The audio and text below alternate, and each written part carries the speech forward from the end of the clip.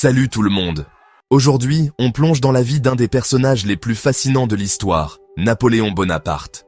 De ses origines modestes en Corse jusqu'à son sacre comme empereur des Français, il a laissé une empreinte indélébile sur l'Europe. Alors, comment Napoléon a-t-il gravi les échelons du pouvoir? Découvrons-le ensemble. Napoléon est né en 1769 sur l'île de Corse. À cette époque, la Corse venait tout juste d'être rattachée à la France. Issu d'une famille modeste, mais noble, le jeune Napoléon est envoyé étudier à l'école militaire de Brienne. Là-bas, il est souvent moqué pour son accent corse et ses origines étrangères.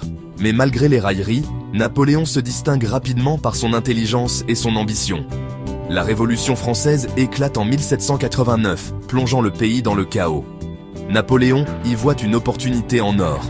En 1793, il remporte sa première grande victoire à Toulon contre les royalistes, démontrant son génie stratégique.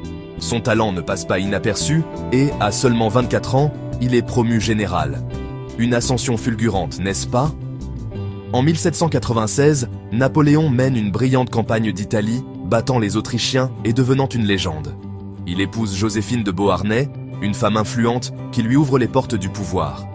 En 1799, il s'empare du gouvernement par un coup d'État. 5 ans plus tard, en 1804, Napoléon se couronne empereur des Français à Notre-Dame de Paris. Quelle ambition! Napoléon nourrit de grands projets pour imposer son empire à travers l'Europe. Napoléon nourrit de grands projets pour imposer son empire à travers l'Europe.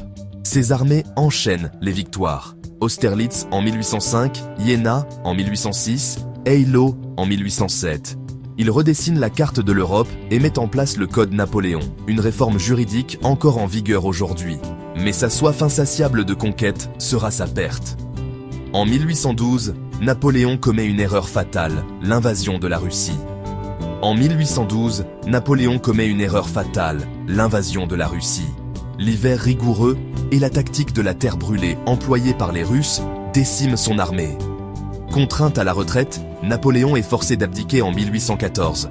Exilé sur l'île d'Elbe, il parvient à s'échapper et reprend brièvement le pouvoir en 1815 pendant les 100 jours.